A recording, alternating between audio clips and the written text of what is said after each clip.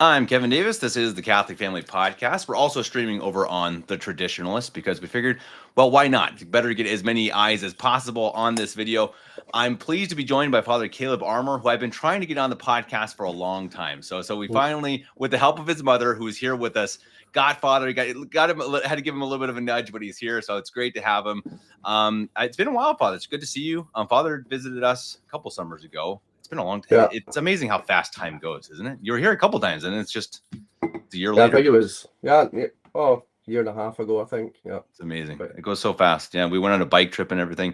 Hope Father's got to come back someday. We got to go and yeah, visit the local sites again here in Wright and Mickle. We're joined by Father's mother, Mrs. Armour, as well as Sister Veronica, who is Father's sister. So blessed to have two religious in the family. And we're going to talk today about a little bit about their story. We hope to get your guys' questions for them if you have questions, especially for Father, but of course also for if you have any for Sister or Mrs. Armour, let us know in the comment section. Their story is absolutely fascinating. You may have heard already the interview that Mrs. Armour did with Father Zepeda on the Catholic Wire. Certainly one of the craziest interviews I've ever heard. Absolutely fascinating. The story is amazing. So after you watch this video, go check that out. I'll try to remember to attach a link, but you can find that over at the Catholic Wire.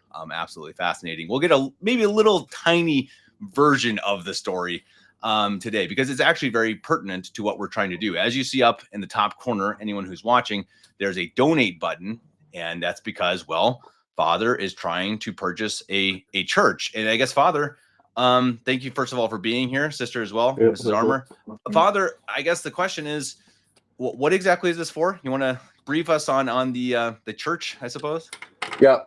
Well, first of all, before we say anything, the first thing, because I know how these goes with YouTube, most people watch at the beginning, even if they're watching back, and then they cut out. So nothing actually to do with the fundraiser. I've just back the last few days actually with Father Heine. We had a funeral down in England. It was like 7-8 hours away, and it's for this woman called Josephine Last. She's a 92-year-old lady.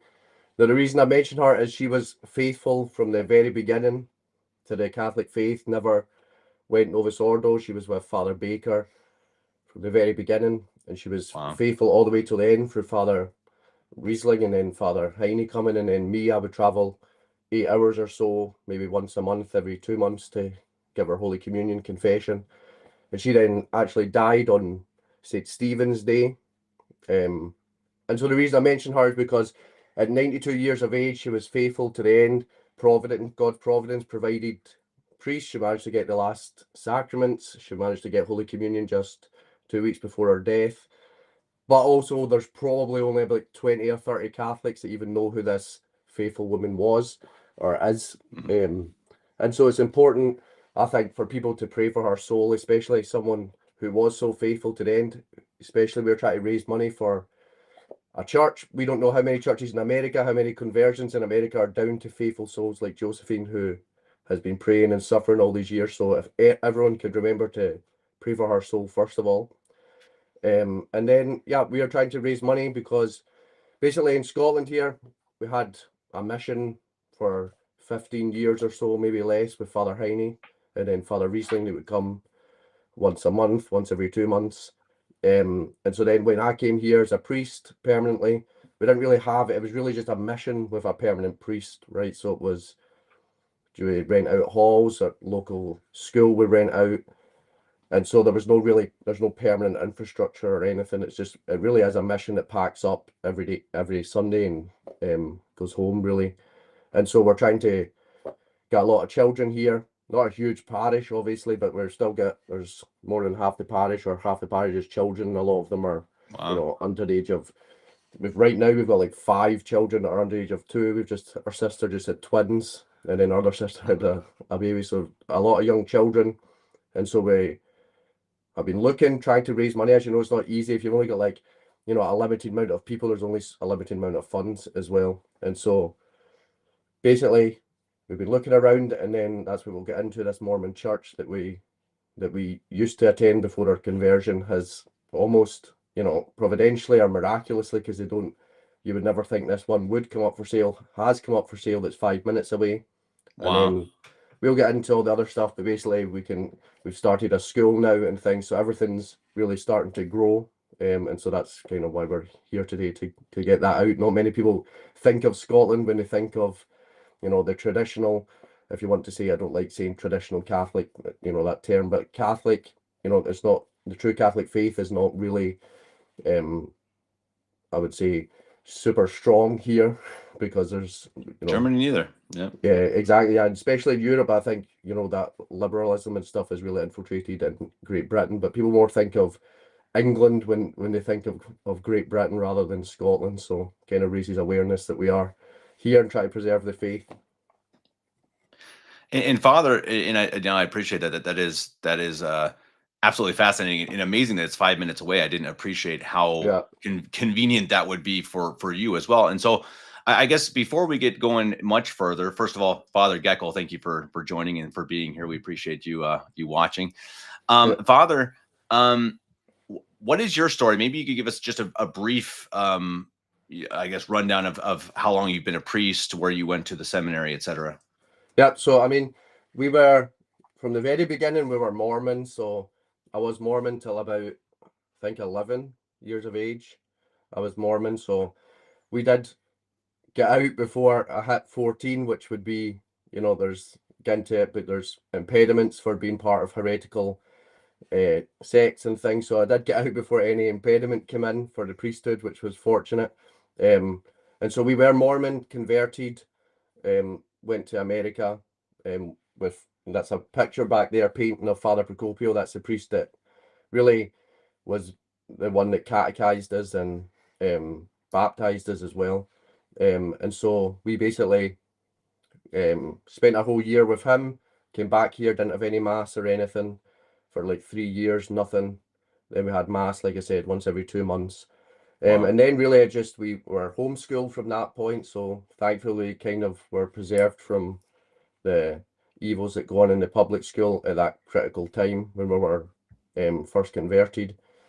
And then went to university, did a degree in psychology, and then was on the verge, really. I'd actually accepted, basically it was a doctorate course in educational psychology, or doctorate level course in educational psychology.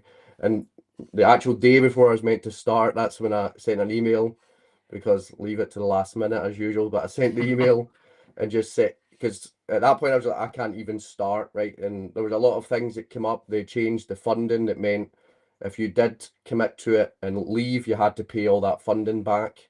And so that was a big change that had come in. That wasn't, you had to commit to, I think it was more like 5 or 6 years you had to commit to as well. And then basically the day before, I just emailed them and said, yeah, I'm not coming in, and I'm not coming on Monday. And that was because I decided to join the seminary.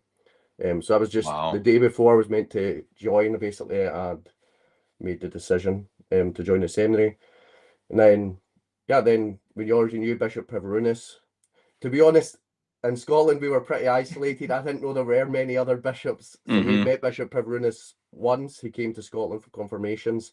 So it wasn't like there was wide array of choices. We didn't know anyone existed. I was not involved, if you like, in the traditional world, or whatever you would like to call it. I was not aware of anything. So it was just simply, I knew Father Heine, knew where Father Heine went to seminary, and went there. So and then was in the seminary in Omaha, and then went out to Persia, Iowa, and that's basically where I did my training, and then was ordained and came back here. And you've been a priest then, Father, for 2 years? Since, no, nearly 2 years in May. So 2 years. Okay. yeah, so 2023, I think. That's where time goes fast. Yeah, no kidding about that, Father. No, and that's interesting. So Sister Veronica, you obviously have a similar story to Father, coming from the same background. So when did you go to Omaha? I think it was in 2021. So Father had already joined the seminary, and we went to drop him, and then that's when I saw the convent, because we hadn't met any sisters before. And then I was for sure never joining the convent when we dropped Father, because it wasn't anything that I liked. Like I don't like germs and all that, and it's outside stuff, and I'm not I can't lift weights or anything like that. So I was like, no, this is never happening. And You then can't sing either. yeah, I couldn't sing either, and they sing there too. And then I think it was by Christmas, I kind of knew that I had to. I didn't want to, but I knew that I had to Wow. go. So I decided then, and then I made. So I just graduate. I hadn't graduated yet from university. I was still there at that point. So before 2021, and then the COVID stuff kind of hit. So I gave myself like a year and a bit to say like bye to everyone at home and just make what we called 18 months of memories all together. Because at that point we didn't really know what it was like to go to the convent. We were like, okay, you might never come home.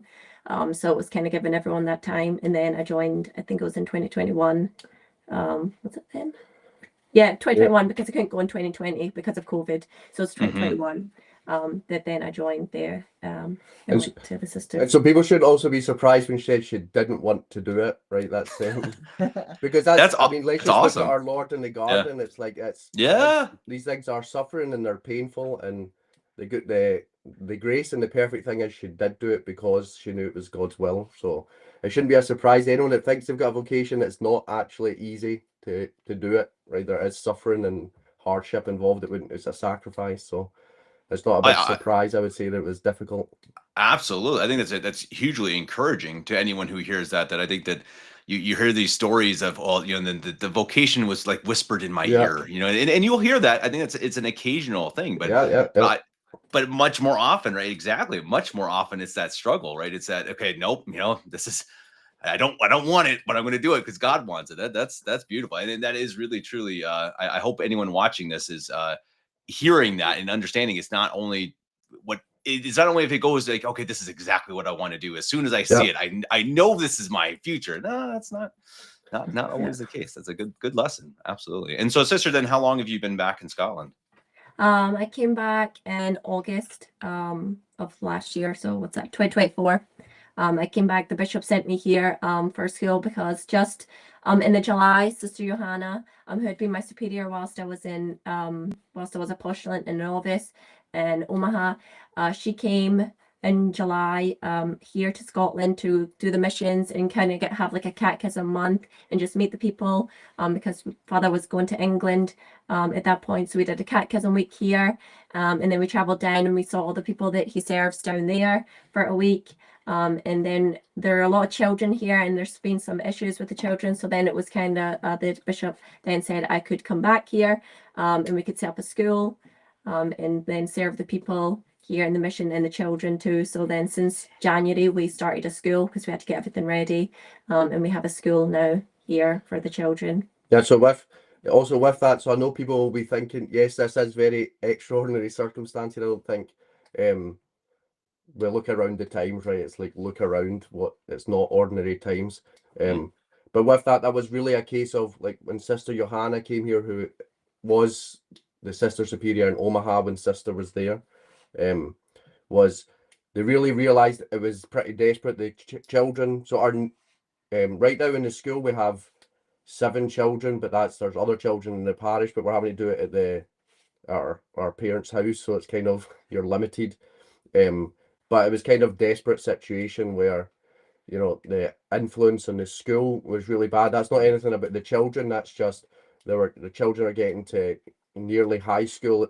Some of them are nearly going to high school. One of them already was in high school, and the parents just recognise that this is getting really bad with the agendas and things that are going.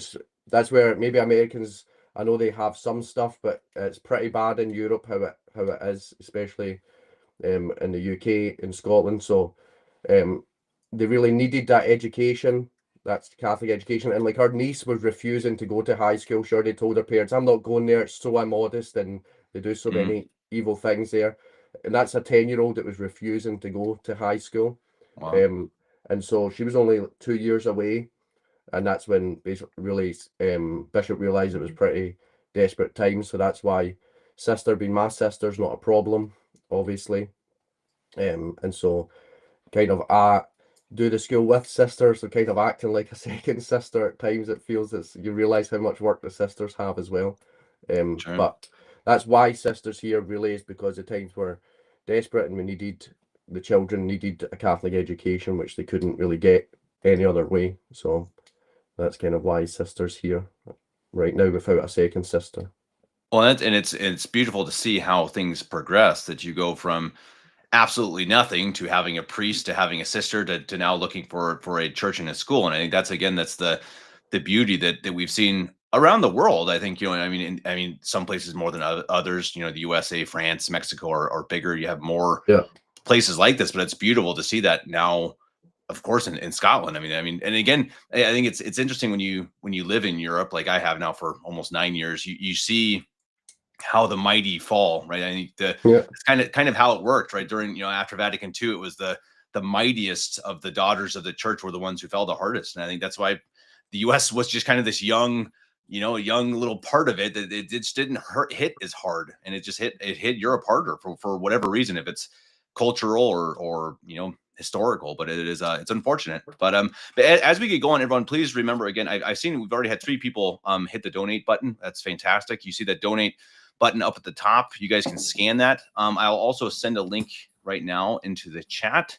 As you see, as we get talking, you're going to understand exactly why this is so important. I think it's interesting how important that is, that I assume then, Father, this would be for mass, but also for a school, this building. Yeah. So the way this is no promotion of the Mormons, but the way they set up their buildings, it's kind of an all-in-one. So how it was, pull that up on screen. Yeah. Yeah. So how it went, we grew up going to this one, and so basically you go for 3 hours on a Sunday, and the first 2 hours is Sunday school. So you have the kids and the adults are all split up into classrooms. So it's pre-built with classroom and offices and things, which is obviously everything we need. It's not huge, so it's very much accommodating for us and our parish size, but also the ability to grow. But especially the thing is with the school, it does an all-in-one, and then there's enough space that in the future we can try build a convent or a rectory and things. And so that's the primary reason for us. There's no point. There's so many, like, say, old Church of Scotland Protestant buildings or old Catholic churches that they came and stole, and things that you could get that are so old, but they're huge. The running cost would be exorbitant, and then they have no classrooms, right? So this is really the first building that has ticked off every box that we need size-wise. You can see the chapel. You can also see the chapel doesn't require like loads of work. They just it's very plain, and they've already got that sanctuary kind of set up. And so that's why it's for a school is perfect for it. And so it really does have everything we need. And like we said, it's 5 minutes from our house, which doesn't it's a benefit, but we're near Glasgow, so we're near in the centre. We're in between Glasgow and Stirling, right in the middle. So right in the centre basically. So it is a good location. And so that's just where it's providentially, because we would never have thought this would ever come up on the market anyway. But the way it works, and just in case the Americans don't understand, I know speaking to some people, they maybe thought, and here the way it works in Scotland is it comes up for this price, and then it's just basically a bidding war can ensue, but everyone needs to have the chance to bid, right? So if we put in an offer, someone else has to get notified of that and get the chance to bid. So it's not a case of I can just go in and say, right, do this. They then would have to, if someone's put a note of interest into the building, they have to be given a chance to put something in. And so that's where we really need prayers as well, because the providence of God will decide, if we're going to get it or not, and be successful or not. And if we're being honest, the Mormons probably are not too keen on selling to Catholics, so we need to pray that their hearts are also, because it is a decision from them that goes all the way to Salt Lake, to their headquarters. So it's something that we need their hearts also to be softened quite a bit, I would say. Well, it's interesting. No, and we read it, Father Geckel saying getting a permanent public chapel is so important for a mission or parish to grow. Exactly, I can only imagine. And it is that physical. We talked about that here in Darking. Father, you know this, that we have a nice parish. It's a parish that's grown. You have a lot of children, but we're not in a visible church, and it actually does make a big difference. There are people I've seen people walking down the street towards Father Highness Chapel, and they can't find it because it's just not Yeah. a visible chapel, and it makes a big difference. It really is something that you literally can say, here's a building and it looks like a church, and it is a church. Exactly. That actually really does. That's a really good Well, point. It especially makes a lot of for, sense. So Mrs. Armour, oh, go ahead, Father. Go ahead. I was just going to say, especially for, you know, the SSPX and people that go there, that largely don't agree with the Una Cum, and so for them to, I wouldn't say they've not got the faith, but what it is the aesthetics are a big pull, right? Mhm. Because they have the, you know, if you want to say, they have the incense and they have the smells and the bells, if you want, and Sure. they have the building, and that's what keeps them there a lot of the time, is that it appears this great structure. And so if you have that building, it does make a big difference. Ultimately, you need to have the faith, and that rooted strongly in the faith. That's why a building really makes no difference. The sacrifice of the Mass is the sacrifice of the Mass, and is Right. infinitely perfect, regardless of if it's in a nice fancy building or not. But that's still is a big factor that helps to draw people almost into, if you like, a legitimacy that is truly there with the Catholic faith. So, Well, yeah, and it does make a we're big human. difference. We're human beings, right, Father? We're lying Exactly, to yeah. ourselves if we're like, it doesn't matter. I mean, of course, Exactly, as yeah. you say, of course, the Mass is the most important, but of course it matters. But when you go to a church, we go once or twice a year to this huge church in near a lake for a pilgrimage, etc. And it's just this gigantic Yeah. cathedral. It's magnificent, and you have the incense and the huge choir, and it matters. This is like you Yeah. go there, and you are instantly driven. You know, your mind goes closer We're to not God, just and made of it's just soul, it's magnificent. body and soul. So That's we need That's it. it. Yeah, Yeah. for sure we do. So that's why it's so important, like Father says. Absolutely. So Mrs. Armour, we've taken a while to get to, so I apologize That's for all that. right. But so, I guess I don't even know where to begin with you. I mean, how does it feel for you to have gone from, obviously, going from Mormon, raising children as Mormon, going to America, meeting Father Procopio, and coming back, and now having a priest and a sister? I mean, I guess can you explain that in a short way? I suppose. I mean, how is that? God's providence, God's will, God's grace, all those things. Quite unbelievable. But I think sometimes we concentrate a little bit much on like our family and our story. But this, before this church came up for sale, we have families who have sold their houses, they've sold their homes, and they've moved to Cumbernauld to live here. Wow. Something that they never thought that they would ever do. It's just something that wasn't, anything that they had planned. But their fathers really built a community here. And so when people were, talking about moving to Cumbernauld and things, and we were thinking, well, we're going to have to get a building, because we have put in offers for other buildings. We've twice, maybe 3 times or something. We've looked at like older buildings or some newer buildings, all of which were going to require us to sell our home so that we could purchase them. And I was just listening to a podcast one night in the middle of the night and heard this guy talking about all these Mormon churches that were closing down, and I thought, that looks like Cumbernauld. Like I couldn't believe in this podcast that and this guy was saying, these in Cumbernauld in Scotland, these people turned up to church on Sunday and were told, you're no longer meeting here, you're going to Airdrie. And all I could think about was, they're going to shut that building down. Maybe they'll sell it. Couldn't believe it. And went chasing after the Mormons to try and find out if this building was ever going to come up for sale. This was back in July of last year.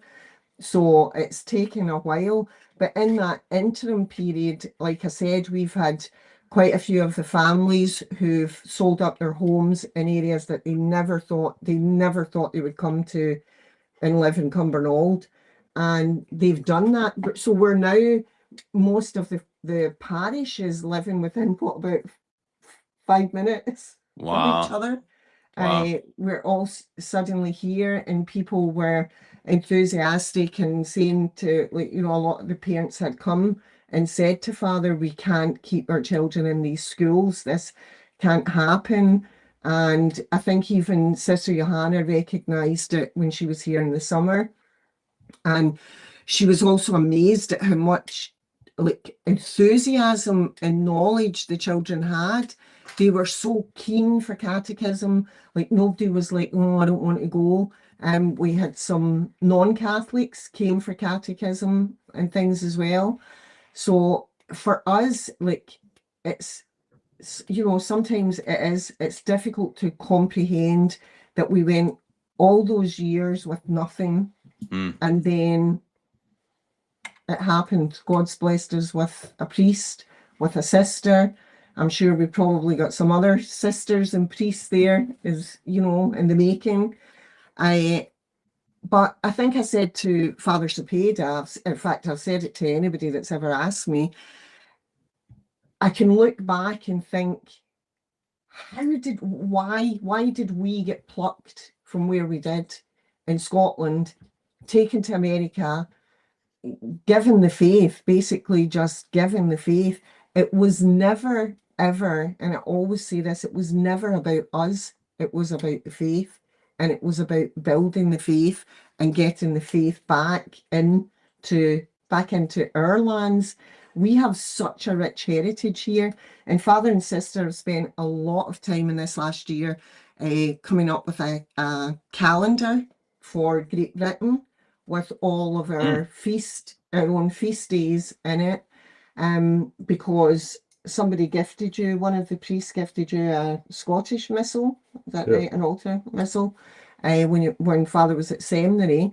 And so we realised that there's actually some feasts of our own, that those are the ones that we should be celebrating, same for England. So they painstakingly went through all the archives, everything, to get this calendar together with our feast days, to get the correct fast rules, because there are huge cultural differences between us and America. And you know, going back to what you were saying earlier about America being almost new and there being so many churches there, I think that is the problem here. People have been so, you're born Catholic and they're Catholic, that's it. They will never move from that. And so for some people, it's really difficult they'll tell you, you'll have Novus Ordo Catholics that'll tell you, oh no, he's not really the Pope. But they just know, they go to Mass every Sunday. We can hear the Novus Ordo church bells ringing every Sunday here, every holy day. We hear the bells ringing for Mass. And so the people don't know really that there's anything else there. And so I think I think that's partly why. But then people will just come across us, or Father got the website up and running. We randomly a few months ago, remember the guy just came into Mass, just walked into Mass off the streets. We were in Mass in a community room, like just totally random. And that's where it becomes difficult, because you then have someone like that comes in and says, oh, I didn't know this was here, and this is amazing. And, you know, like even like crying through the Mass. And then you have to tell them, well, we're not here next week. Next week we're in this different school. And then we're, you know, because depending on school holidays and things, we get moved around from place to place.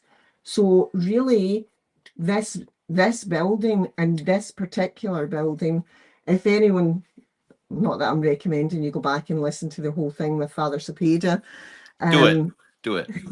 But if you do go back and listen to that, I think I covered with Father Cepeda at the time that the last time we went to the Mormon church, this particular church, the night before we went, they had just refurbished the church and they'd put in this big new chapel. The chapel was put in. We had a baptismal font for the first time. And I had a dream the night before that the foundations were rotten. The foundations were, and the church was just falling apart. And I had to get my children out.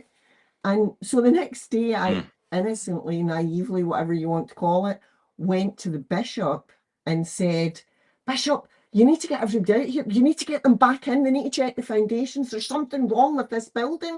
This building's not right. There's something wrong. with the building, the foundations are wrong. I got my family out, but everybody else was still there.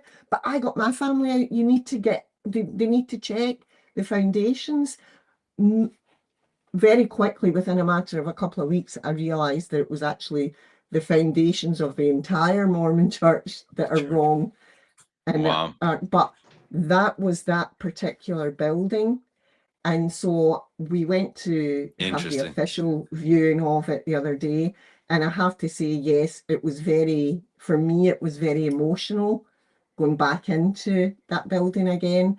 But for us, like Father said, it is so perfect. It is like, But quickly, just this one person that's saying that Mormons aren't Christians, only Catholics are. It's like, of course, but just so that they're aware, if there is any Mormon or people know Mormons, the book for that could convert them is Rough Stone Rolling, right? That reveals really all the errors and the lies of the Mormon Church. So that's the book that our mum read that really showed her the truth of the Mormon Church. But yeah, I mean, of course, they're not.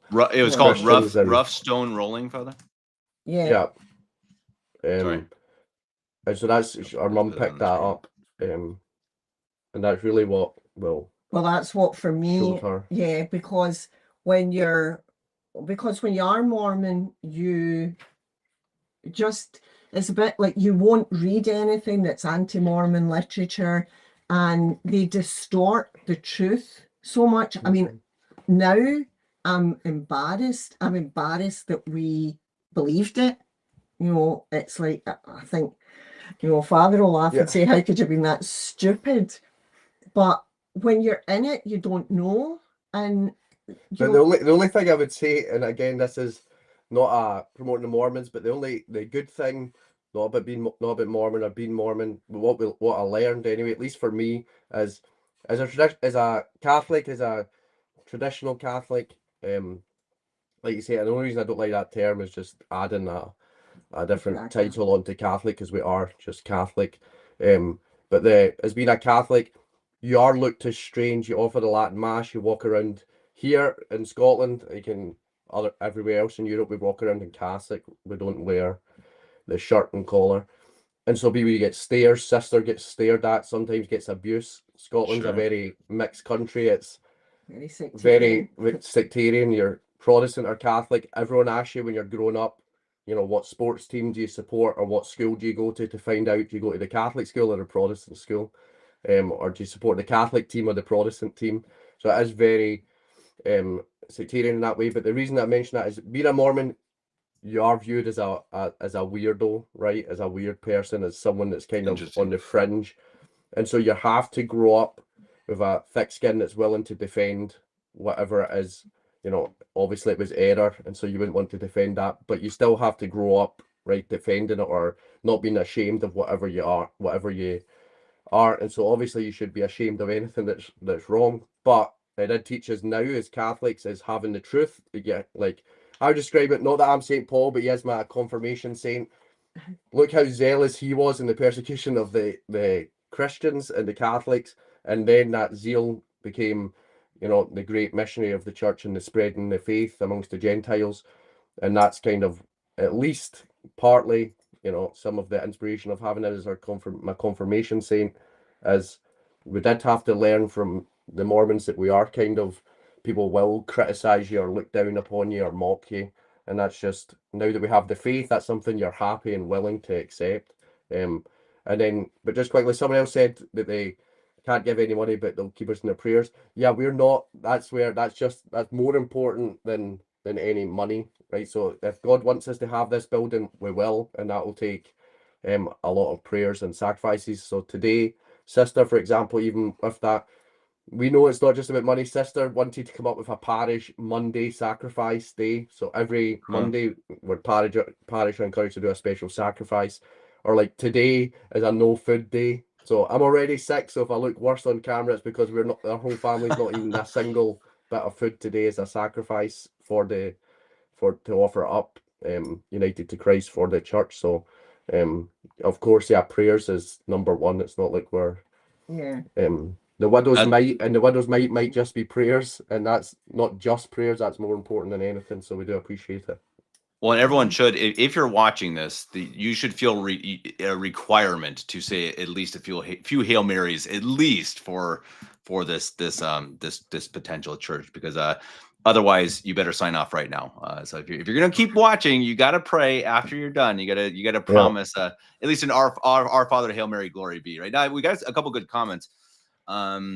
As we go through, just a couple of funny ones too. The Scottish accent is incredible. I haven't seen a single complaint. No one has said they can't understand. So I guess maybe I've learned being around Americans so long to slow it down. And I guess it must be. Yeah, it's funny. I went to learn how to teach English here in Germany, ironically, and to German students. And the lady who taught me was Scottish, but she also taught in German. So she taught German teachers and English teachers at the same time. So anyway, sometimes I had an easier time understanding her in German than I did in English. That was just like, sometimes like, are we speaking the same language? just amazing. But no, actually, so far I've had absolutely no problem with you guys. So I guess it must be that American influence. Yeah. A few other comments. We're several people from your parish. Looks like Kevin, blessed to have Father Armour, Sister Veronica in your lives. But importantly, they're in our children's lives. And again, that's such a good point. And I think that everyone here would agree that that's so much part of what we're doing, right? I mean, that's if you're not building for the future. And I think I'll ask you that. Maybe Father will ask you that. I mean, do you find that in Scotland as well? I know Great Britain's having some major problems right now, but I mean, do you feel there's a shift towards understanding that there's a shift towards tradition, there's a shift towards common sense? I mean, you see it in America right now, whatever you want to think of what's going on. I think there's still, it's a move towards sense. I mean, is that happening in Scotland as well, do you think? I would say less so in Scotland. Scotland's very, very liberal. So I wouldn't say it's so much here, but there is definitely, obviously there's people that recognize, if you push them so far, they then go the other way. So even like some of our brother-in-law, for example, who's not Catholic, he's really recognized, especially during COVID. I think COVID did turn a lot of people, even in Britain, that sort of realized, well, this is a little crazy. So our lockdown and stuff, well, you would know in Germany, it would probably be pretty similar. It was very strict compared to even America. So that did sort of push people, I think. Scotland, I would say not so much. It's still a very liberal country. And so even when everyone else seems to move kind of more to the traditional conservative type, we kind of always go against that. So, but Interesting. Yeah, it's funny because I've always complained about Germany being so much like America's just this roller coaster. It goes up and down and hot and cold, hot and cold. Germany is much more this very slow movement. Wherever it goes, either up or down, it's very, very gradual. And I think that's, but I think even here I start to see it. I'm curious if that's just for some reason a little bit slower. I mean, right now, England, I don't know much about Scottish news, but boy, I watch a little bit about British news, and it's just wild, really, really incredible stuff that's going on over there. So hopefully, as you say, Father, it's going to change sooner rather than later. The one good thing about Scotland is, and that's with the school, to explain with the school how it works is, really it's what you would call a homeschooling cooperation, right? Where it's co-op, they would say, a homeschool co-op, where really the children are, for all intents and purposes, homeschooled by me and sister, right? So, and I know that's difficult in Germany. You can't homeschool, so that's where Father Heine's a lot of difficulty trying to set up a school. It would be very difficult to set up a private school in Scotland or England with what you would be expecting to teach the Catholic faith. That would be without, the so-called Catholic schools here teach, they do teach you about Buddhism and, that's false ecumenism and differentism and things, how it's all the same thing. That wouldn't be the education that obviously that we're given. And so to give them the true Catholic education, it'd be very difficult to do it with that interference. But in Scotland, they do allow the right of education as still the parents, still belongs to the parents. And so that's kind of what we do. We do a homeschooling co-op. It's not technically a school. So it's not, we don't charge or anything, and we don't have that interference. And so that's something that, like unlike Germany, where I think it's been banned even since Hitler. the Nazi regime, Yeah. basically. Yeah. But here in Scotland to do, even in England, it's actually different. In England, they've changed it because there was just a big case with a young girl who was part of a Pakistani family that was killed by her parents, basically. And she was taken out for homeschooling, and that led to a lot of changes there that's kind of cracked down on it, that makes it very difficult. That basically it's now the government's decision whether you can homeschool or not. That's not the case in Scotland, so And I it's think still... they've got to be in a register and things like that in England where, like, Mm-hmm. well, this is what they're trying to put through. Whereas it's much more left to the parents here, and it's not the same issue. So we're fortunate in that our children can do that, because I think there's some of the English parents are looking to move up here as well, because it's Sure. because the children now can be taught by father and sister, and they can get that education. And sister, sense. so you do catechism classes and for the English children as well. Yes. So you've got quite a few children there, haven't you? Yeah, so most of them are from England, I think. So for catechism, I do on a Saturday, and that would serve the people that Father would go to in England for that. And then it has a mix of everybody.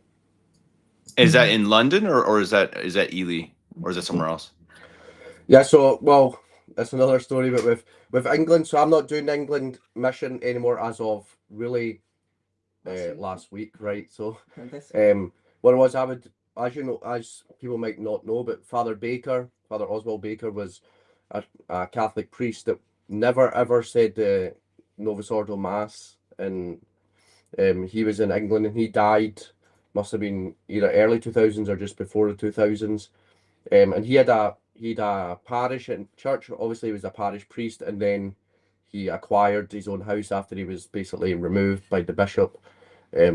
He bought his own house, and so they did have a permanent chapel and house in what would have been Downham Market. That's where I just was for the funeral for Josephine.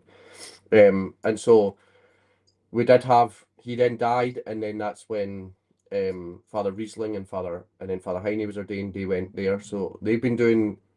Priests under Bishop Everinus have been doing missions in England for 25 years or so. And so basically I continued that on. We did it in, well, Peterborough, but it was in that East Anglia area. We continued that on, but then priests of the RCI, the Roman Catholic Institute under Bishop Sanborn, started to come, and they were more in the London area. And then obviously Father Aidan Gilchrist got ordained, who we crossed paths for a little bit in the seminary, but he was ordained, and now he's sort of residing for the moment, at least kind of in England area. Okay.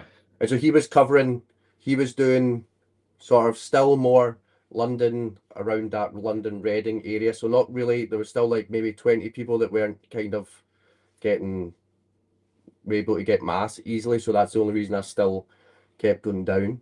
But then he was able to cover, in the last week, he was able to cover that area. And this is the big thing as well that maybe people don't recognize, is we're not like warring sects or anything here. We're all Catholic priests. And so as soon as he said that, I said I'm more than happy to stop going, because I don't want to take any souls away from going to mass with him, because it is important that there is a unity in the faith, and that unity also includes, you know, everyone working towards building up the church. And if you've got split missions with people almost fighting for what, is like, let the priests battle for the souls, not against each other, but with, you know, the devil and the world and the flesh and things. And so encourage the people to go to him. And so that's even in England. Obviously you can look up the St. Edmund mission to find out where mass is down there. I still do a mission in Bradford, which is in the sort of north of England, in Newcastle, which is where I go to see Father John from Nigeria. His sister,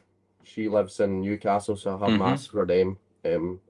But down in England, that's where people should go now, because that's where, you know, I did tell the people, obviously there's, you know, a couple of people still in that Ely area under Father Baker, but it's not like that I'm not doing a mission there. There's been a loss. It's not, that's a big grace and a development in England that Father Gilchrist is now able to cover these areas, and they have a mass every Sunday now in England, as well as Father Morgan, but he's a much older priest that's down that way down in sort of Plymouth. It's kind of far away, sort of area, and so that is a big blessing that he's able to do it. And that's just for people to know as well. We're not, like I said, we're all Catholics and Catholic priests working for the same thing. So that's a even though priests under Bishop Avrunas don't go there, don't go around that area anymore. There's a Catholic priest that everyone should go to and try build up. So build up the mission and focus on building up one big place in England. Hopefully they can also get a permanent chapel and a school and things as well. Well, we would love if it comes to that to have Father Gilchrist on the channel. So if that comes to it, Father, if you're listening to this, please send me a note. We'll raise some money for your prayers. I think you think I was hard to get on. Maybe Father Gilchrist will be a bit harder. Ooh, it's tough. I'll get a hold of his mom. That'll be the trick, I suppose. Yeah, get his mom. But no, and it is. I think that's beautiful. You say that, Father. And I think it's really true that so many of these fights, or what people think are fights, so much of it happens on the internet, right? And I've met so many of these priests who are connected with the RCI or with the IMBC here in Europe. And they're fantastic. They've got great parishes. They're great priests. They ask me, hey, where are you coming from? I go to Father Heine. That's great. He's a good priest. And it's fine. I think people get bogged down, and which is understandable, and it's very disedifying if you see the sort of politics that sometimes goes on. But yeah, the same thing. I went to Rome last year. Me and Father Augustine from CMRI, we went to Rome, and we had mass in the chapel in Rome from the IMBC, and no problem at all, right? And so it's not like then, like I said, I had Father John was just here from.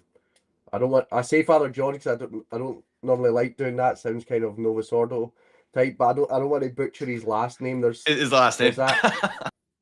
It's because there's that ERU, which in Scottish, when we say it in our accent, will be very much just a runner, right? So it's going to. That's Father Okerulu.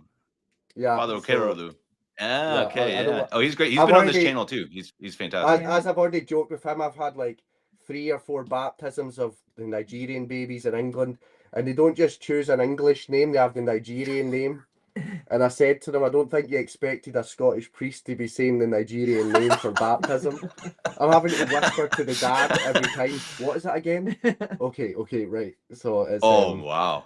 Yeah. We gotta get that on video sometime.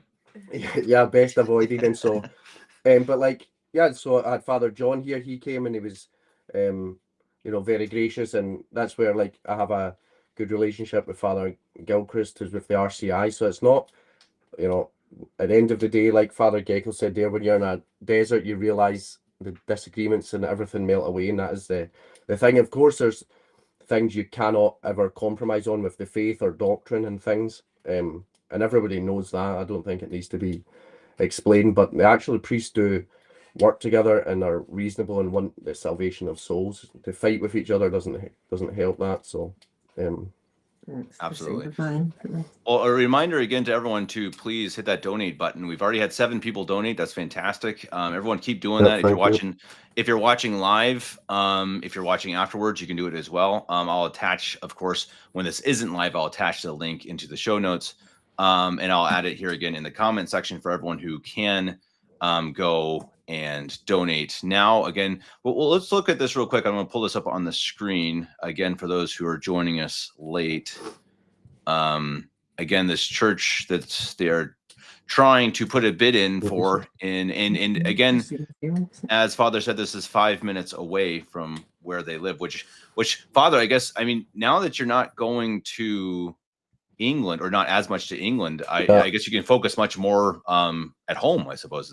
Is that the case? Yeah, that's where I think it is God's providence that the focus now has to be here. That's God telling me you should focus just on Scotland. So I was previously doing a mission even in Ireland, but Father Legal goes there now every month, so there's no need for me. And then with England, Father Gilchrist got ordained, so it kind of is God telling me to just stick to here. And the school started, so I'm busy, like I said, pretty much every day, all day. I've still got a lot to do, and then we're trying to build that up even more to get the faith really established. So yeah, I think that's God's providence telling me to just focus on Scotland and to do all my attention here. So Well, and yeah. and I think your mom mentioned earlier that you're good at kind of bringing people in, and I've actually kind of wondered that. I mean, how?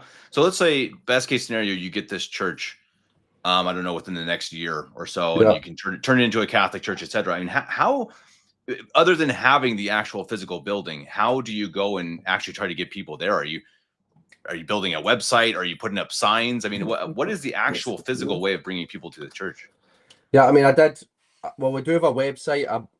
I built the website, not having a clue what to do. I just had to go onto YouTube and try build this thing. So we do have a website that people can go on that tells you, you know, surprisingly, part of it, not the kind of the St. Francis model, you walk around and that's your preaching. So there's a cemetery where our brothers are buried, who died as babies, and then our granddad, I like to walk up there and pray my breviary. You'd be surprised how many people stop you when you go to a cemetery. And so like that's people, and people will see you, they'll see you in the shops, or they'll see my mum in the shops, and they'll say, "Oh, is that your son that I see walking around all the time in his cassock and things? And is that sister?" And so that way, but to be honest, obviously none of it's me, right? We know that that's the grace of God, and if we get more people, that will be. But I do think a big thing has just been 100% and absolutely uncompromising in the faith, and it really attracts people, because they recognize, people are going to recognize when you're being false or when you're not speaking the truth. And if you're just, I think every parishioner would know that I'm pretty blunt and to the point. And so if you're doing something wrong, I'll tell you. If it's something that is wrong, I'll tell you.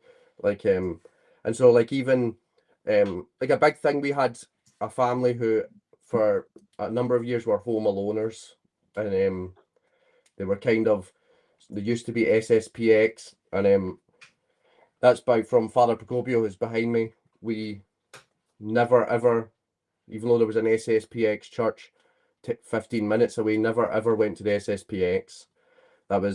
Went years without mass rather than go there. And so I think I'm very consistently, staunchly against the Una Cum and not compromising on that. And I think that's something that they respected, and it really brought them. For many years they were on the fence, and that's why they were home alone. And so they, by God's grace, number one, came. But I think it is that uncompromising in the faith that really attracts people to come. Ultimately, it's the faith that's going to win out, and the truth and Christ that will win it. But if you stick to that and you're always faithful to the faith, then I think you'll get parishioners in.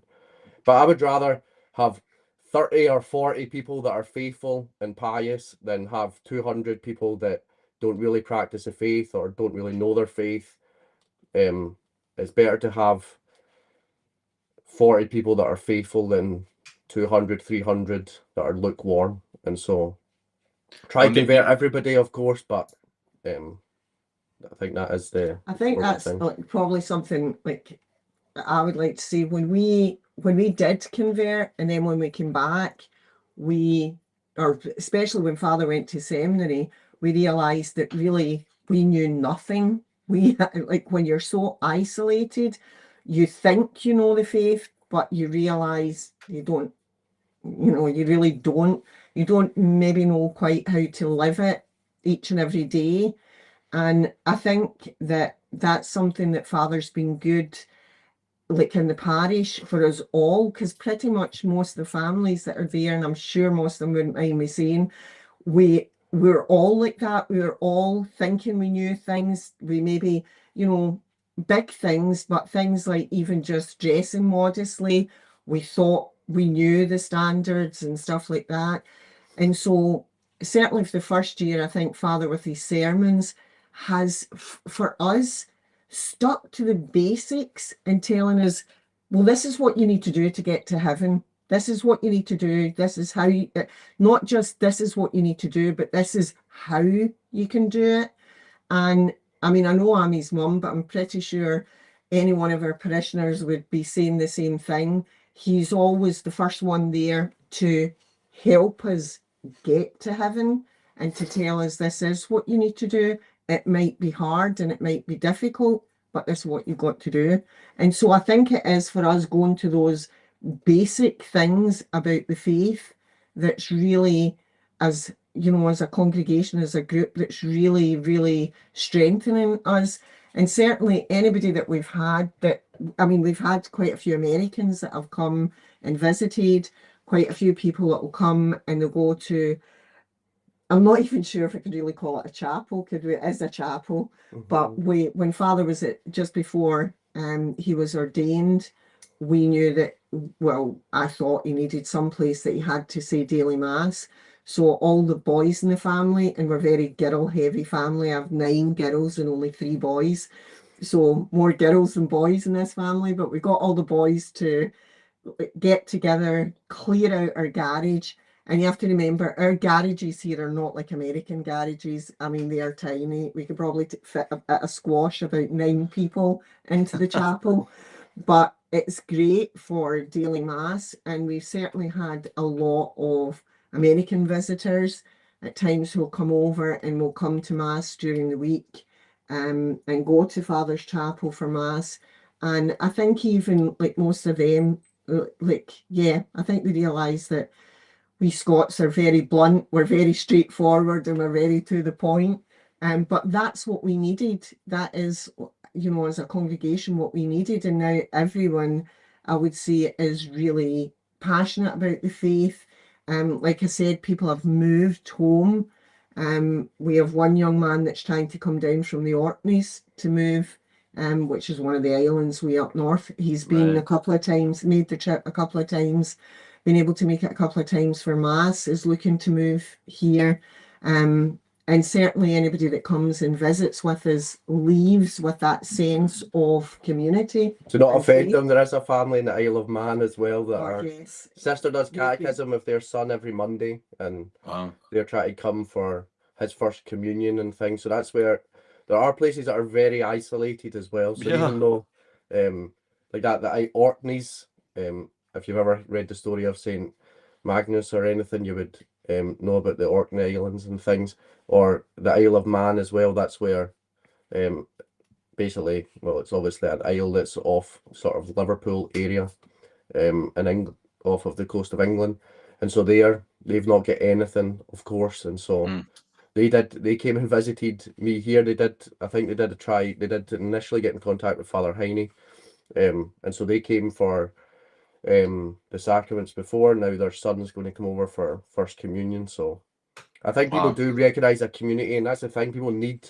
a Catholic community. That's why for sister, the catechisms, okay, parents can teach the very basic catechism, right? That's not something that a parent can't do. It's not like sister's changing the game when she's given the catechism, but to see a sister is like, oh, there are sisters still around. Well, especially for children are just they're just drawn, right? Sisters, there's something with it. Truly is awe-inspiring. I heard my sister came over when I got married in Germany too. It's as strange in Germany as it is in Scotland to see a sister, and it was just incredible to see the children are just drawn, and that they didn't even speak the same language. It didn't matter. It was just they still were just like drawn, and they're just like looking up at her, just like, oh, it is something absolutely instinctive, especially in children, but in everyone. And it's absolutely.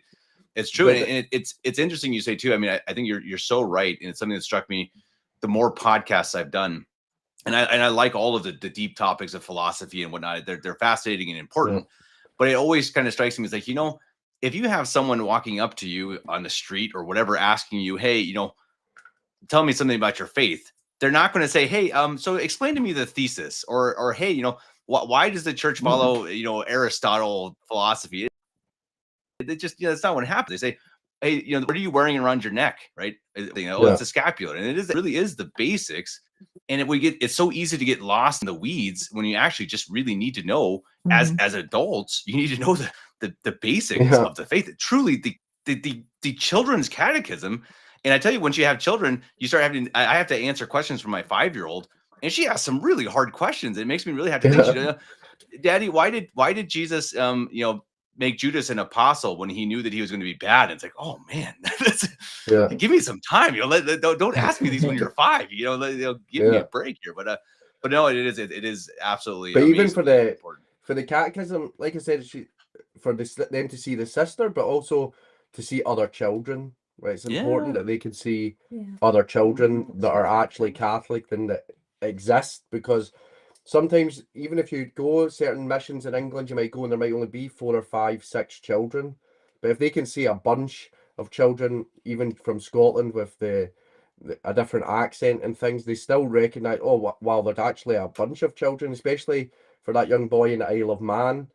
It's like he's by himself. As far as he's aware, he's the only Catholic in his little world. And so for him to see, well, actually there's other boys and girls his age that are also trying to learn the faith and things, I think very important. That community is very necessary. To see the mystical body of Christ in work and operation is very important for these children. They might not understand what the mystical body is fully, but they can still see it in effect. And that's where even teaching the children in the school, I think it's so important that parents especially teach the children that we are Catholic and about the Catholic Church, right? Not just being traditional, not just recognizing that, there's no, that Bergoglio's not got any authority in the church or anything, not just recognizing that's obviously important, but try to explain that to a 5-year-old or 6-year-old.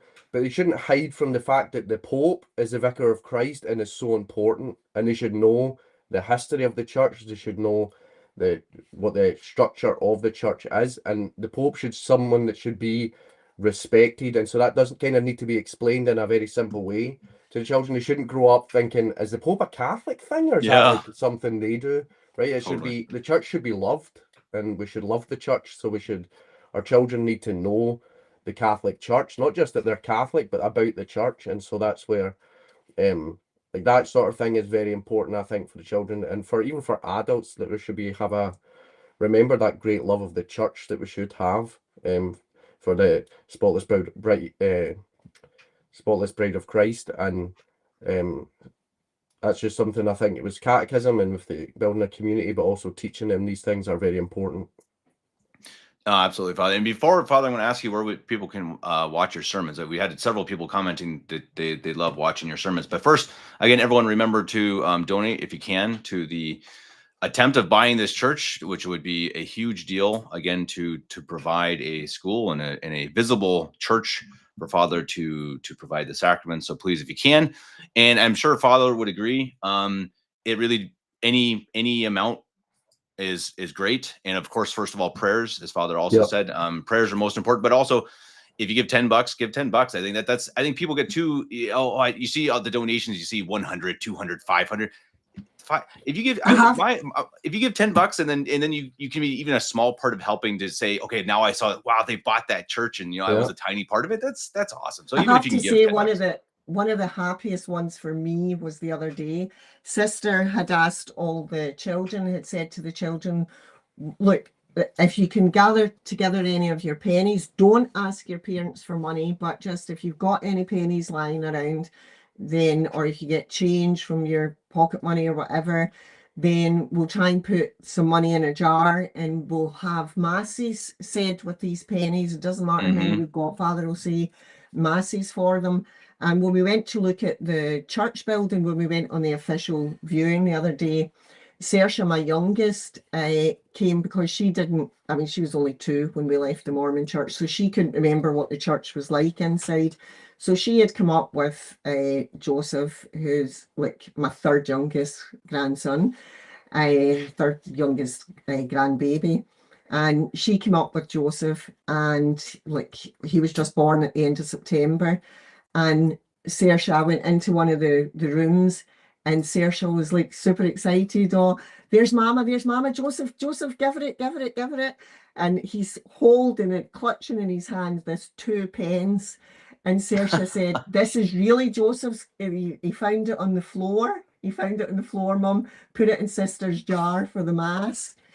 And for me, that just summed up that, that excitement over this 2 pence, because it's, always growing up, really my favourite story was always the widow's mite. Maybe just we've always been in a situation we've never had money, and I understand the value of that.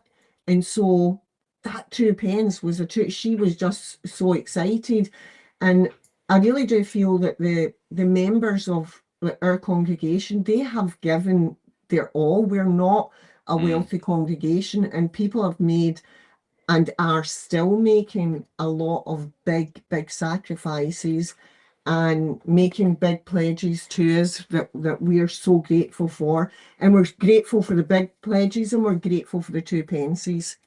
Every single bit counts, and every prayer counts. Every prayer, every rosary that anyone said like for us or saying for us, we really are. So we know the power of prayer, and we know that this is all in God's, ultimately it's all in God's hands. If he wants us to have this building, we'll have it. And if he doesn't. And because you've got a picture of St. Gemma Galgani behind you, that's where, if you've ever read her book, a book about her or anything, you learn that when she was trying to get the convent, a convent as well in her, where she lived, it was almost seemed as hopeless as ours, where she just had no money. They were knocking on doors and getting nothing. And she even at that point, she actually had the support of the Pope as well, but she was still getting nothing, and she was just still determined that she was going to get this property. She was looking for it, and eventually with her prayer and sacrifice, God did provide that property for that convent. So that's especially, I've got a relic of St. Gemma, so that's someone we have been praying strongly for intercession. But yeah, that's someone who was an inspiration as well.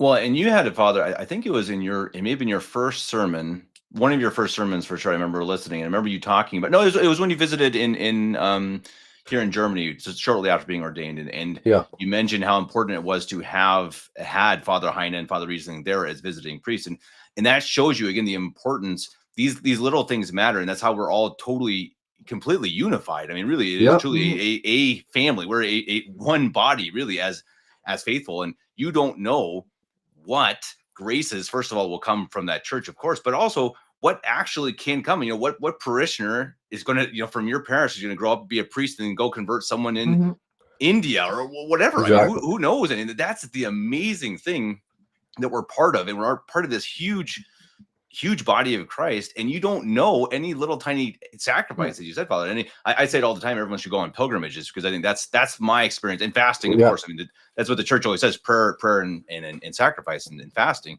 And I ascribe highly to pilgrimage too, because these it's a battle. I mean, getting away from just the church, but we have a battle of good versus evil. But it really is truly a spiritual war, and I think that's we're in it together. And I think that everyone. Like I said in that sermon, that was me thanking basically the parish in Germany who had never ever met me or heard of me, but were, I would say, a big contributor to even my vocation and answering that call to be a priest, was largely from them, that the prayers and sacrifices they made in sending their priest, allowing him to come and supporting him that he could even be able to come.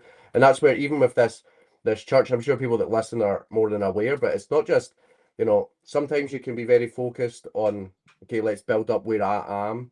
But the church does spread far and wide, is universal. We are one mystical body, and the exact same sacrifice of Mass that's offered in your local your local church will be offered here in Scotland. And it's, we are a mystical body that all work together and for one another. When one suffers, we all suffer. When one rejoices, we all rejoice. And so that's where, like you said, and like I said in that sermon, it is so important. And we don't know, yes, this might be a church in Scotland that could convert people, and people in America could be converted. Your family members could be converted from the prayers and sacrifices that are offered by the people here. It's not just limited to that little place where you live, and that's where it's very important to know that it's like you said, it's not a Church of America, not a Church of Scotland. It's the Universal Catholic Church, and that's where you kind of see that.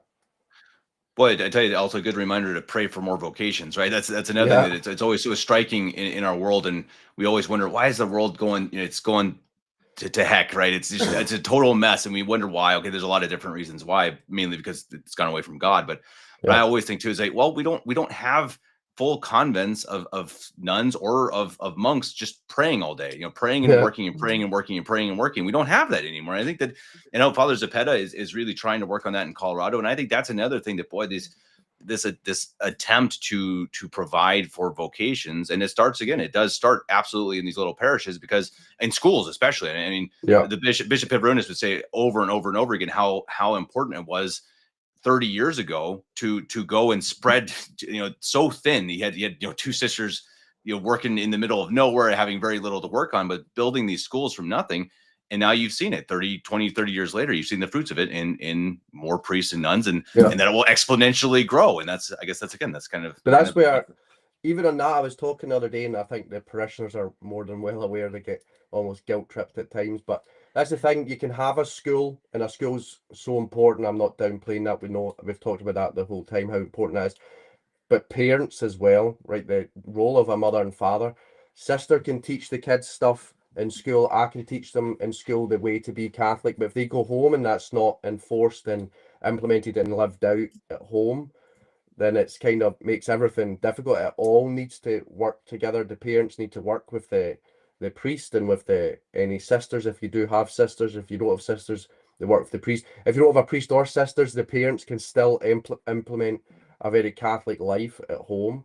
And that's where the role of parents has always been so important. That's why we do look to the Holy Family, and we do seek their intercession of Our Lady and Saint Joseph. And so I do think the role of parents in the education of the children, that we know that's one of the purposes of marriage, the rearing and education of the children. We don't just get children, and we have to educate them as well. That's the primary purpose. So I think that's something that is very important. We can only, the parents, the role of the mother and father is vital, and all those things that you just mentioned. Well, if the homeschooling laws don't change in Germany, we might just have to move to Scotland ourselves. Well, actually, funny enough, my wife is actually planning a trip to Scotland in April. She's got friends coming from the U.S. I don't know if she might be there for a Sunday. I'm not sure, but maybe she'll be able to pop by. She's going to Edinburgh, We so I think still that's have masses every day. We have weekday masses in Father's Chapel. As long as there's not more than 9 of them, they'll fit in. Just the wife and the baby. So let's hope so. Well, that's great. Well, I think we're going to start wrapping it up, everyone. So if anyone has any questions for Father, Sister, or Mrs. Armour, please hit us up now in the comment section. You can also perhaps add comments. Again, if you're watching this and it's not live, maybe Father or Mrs. Armour will watch the comments a little bit if you have questions for them. Father, a couple questions, and I asked you, and I forgot to ask you again. How can people view your sermons? Is that a YouTube channel or? Yeah, I do have a YouTube channel. I think it's Our Lady of Sorrows Traditional Catholic Church is what it's called. Lady of Sorrows. Find the link. I'll send it to Kevin. I think my mom's going to send you the link. Going to send me the link. Okay, perfect. Yeah, and I'll attach that link then to the finished video. And then the second question, or go ahead, Father. Yeah. I was just going to say, I do normally try to put them up once a week, but sometimes with the school and with everything else, I'm the only one that does it, and I don't know. So sometimes it doesn't, but yeah, I mean, there's loads of sermons out there, so I'm not saying listen to mine over anyone else's, but especially if you're in the UK or even in America, of course, it's always good to listen to sermons. But I especially do it for those who don't have a priest, don't have Sunday Mass, don't have a sermon. It is very important to use your Sundays to listen to these things, especially. Well, I'm always surprised how well. I mean, we always publish on our channel a sermon on a Sunday. We get it, just pull it down from traditional Catholic sermons of different priests, and I'm always surprised how well they do. They really do get views. I think there are a lot of people who travel, and people who actually really do just enjoy listening to sermons, which is it's a really nice thing to see. I mean, it is. It's an amazing thing, and I think you really see some of these channels dedicated just to sermons. They do well, and I think people are, and that's my hope. I see that. Slowly you see more and more people slowly starting to say they don't only want to hear things that are interesting, they want to actually help to perfect themselves, and that's a big step. Okay, so last question, let's see if we have any in the chat, but what is the timeline with the church and whatnot? Is this something that's kind of like, we have to get this money raised in the next week, or what's that kind of the basic idea of? Yeah, I mean, so the church has officially gone up for sale now. And so really that could be, they put it up in we have put an expression of interest. So basically now we're going to know if we call it a closing date, right? So whoever's selling it just decides we're going to a closing date, which means by this deadline, everyone has to bid. But we, at least because we have expression of interest, will be told when that happens. So really, yes, that could be Wednesday, that could be next Friday, it could be 2 weeks from now, it could be a month from now. So it really is in the court of the Mormons. Just depends. If they get a bid from somebody, they might think, right, we just want to call this, we want everyone to put in, show their cards, and so yeah, it is pretty critical at this point, because it could be as early as next week, it could be the further. Obviously, it doesn't mean if we were to put in a bid and get it accepted that we might bid more than the money we have right now, and we can then spend that time fundraising until we have to hand it over, if you like. So at least on that aspect, but yeah, we are talking, it's not like if we were going to get it and move in, we could have the chapel in as much as like 3 months or 4 months, Wow. or sooner, right? It could technically really be sooner. Got it. So Wow. we are kind of critical period, but at the same time, yeah, God will, if we're going to get it, God wills we'll get it, we'll get it. So it's Well, and everyone, fasting is very helpful. So if anyone Yeah. wants to join in the the fasting, you might see we're now nearly at the end of a full day with no food. So we could, it's hard, but it's good very good. Yeah. It is. Okay, so we have a It's question really from good DT. How to close are you live. money wise? Hmm? How close are you money wise? Is the question from one of the viewers. Well, I think because we had a number of like very generous pledges in the last actually really in the last week. So I think right now we must be with pledges, so we're at maybe like 152,000, right? Which is obviously we could never have dreamed of that when we started the Awesome. fundraiser, but that shows you that a lot of prayer to St. Joseph especially provides. But yeah, the thing is with this building, so we were just there speaking, and I think it's up for 175, but similar buildings have gone up from the Mormons recently. One they were all up for the same price. One went for 225, one even went for 275. Oh boy. Right, Okay. so that's where, especially, yes, of course, money, this is the reality that we live in, that you need money to buy things. But I don't doubt God doesn't need money. We could put in an offer of 125, and if God wants us to get it, we'll get it. So Sure. but that is the reality of the situation. So if God wants us to get it, we will get it. And if we don't, there'll be another building that God wants us to have that will be able to use this money that we've raised from people's generous donations to get it. And so that's kind of, nothing's wasted, and it's always still going to go for the church and for the glory of God, obviously. That was such a good thing. Got it. Here's another question from DJ Grundlebug. I hope you must know him, because he says Father insists. That's pretty informal. So Father might have to do a little hand slap next time you see him. Do you think there will be availability for distance learning through Zoom or a similar platform? I assume talking about Catechism or school. I'm not sure. Probably Catechism. That's the way you do your catechism. I do Catechism via Skype Mm-hmm. online, so that's where it's all based. I have Catechism for the school, and then so that's in person, and then on Sunday for some people if they need it that go to the church. But otherwise, yeah, it's on a Saturday, and everyone can join. That's like a public one for anyone. Mm-hmm. And then private ones I can do, it just has to be arranged. Like I had ones on a Monday, and then a Tuesday, and then a Wednesday, that are different times because that suits other people. And then they just need a more one-to-one. And the general one is we just generally go through, like I pick something, we have a book or a tale about saints for the week, and we review the saints, and we're reading like the Bible, because I think it's important for children to know the Bible. So I just do it. If someone needs catechism, they just get in contact with Father, and then I do like a private one if it's needed.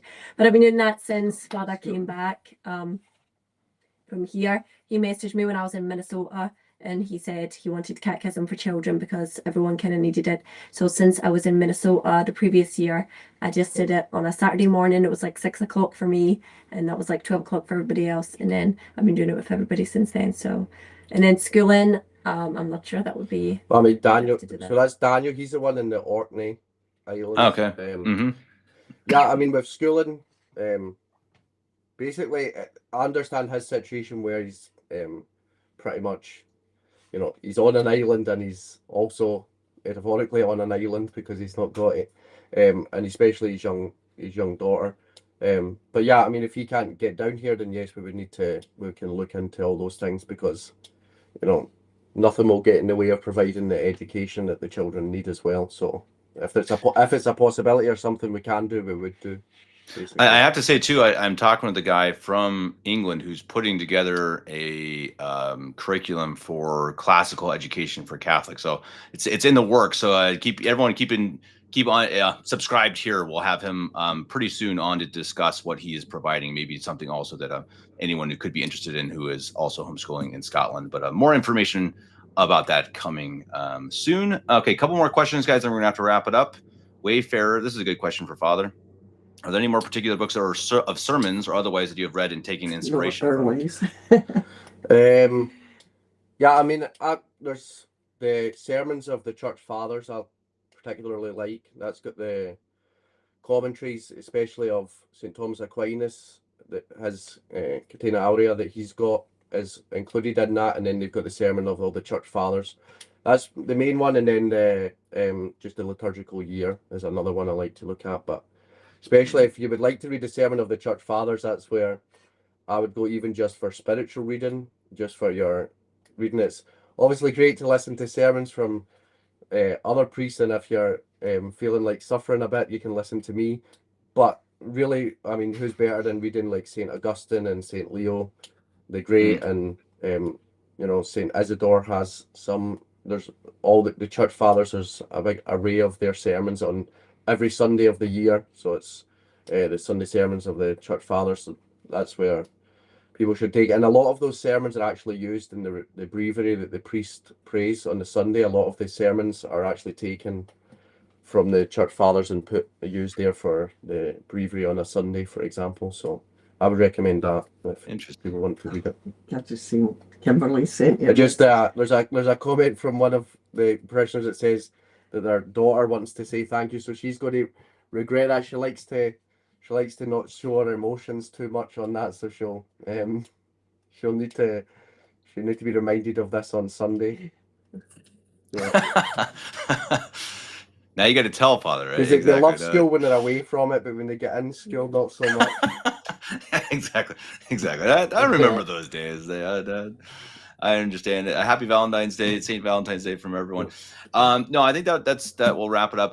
Father, Sister, Mrs. Armour, I really greatly appreciate it. Thank you for very much for coming on. We have to do it again sometime. Maybe perhaps once you're able to buy the church, then you can do a walk through, right? So everyone, again, please, everyone pray. Yeah.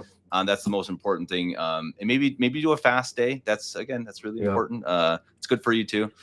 Do a fast day for the intention of the Scottish parish, and we hope that as brothers in Christ, we certainly are there with you in spirit, and hopefully maybe people watching this and you can contribute, and then someday you can go and visit this church and say, hey, you know, I was part of that. Exactly, And that'd be pretty cool, even if it's just your prayers. Make it happen. Father, Sister, Mrs. Armour, Father, I don't know if you have any last words. Is there anything I missed or anything, or did we cover it all? Yeah, I mean, we covered it all. Just know that we appreciate anything anyone can do. You're obviously always in our prayers as well. That's where we're, you know, I think it is really a very great comfort for everyone to know that we are part of the mystical body of Christ, and we're holding true to the faith. And Scotland was named during the time of King David I.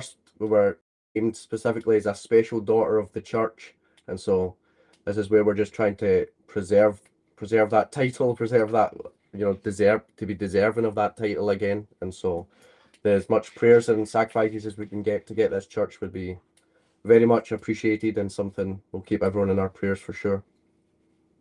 Great. Everyone in the comments, thank you very much for joining us, adding your lovely commentary. Some of you more than others. We appreciate it. Everyone, please like, share, subscribe, comment, and all that stuff. Especially share, because this is something, once it goes down from being live, it's going to need to be shared to make sure we get as many eyes as possible to, again, do our best to get the best chance to get this church bought. So let's make that happen with sharing this video, but also, of course, your prayers and fasting. Everyone, I don't know, whenever, maybe next Friday. If Father's going to do it, we can all do it too, right? Yeah. It's awesome. Father, sister, Yeah. Mrs. Armour, until next time, let's not be strangers. Let's do this again sometime. And Yeah, for until sure. then, God bless you all. Thank God bless you. you. God Thank bless. you.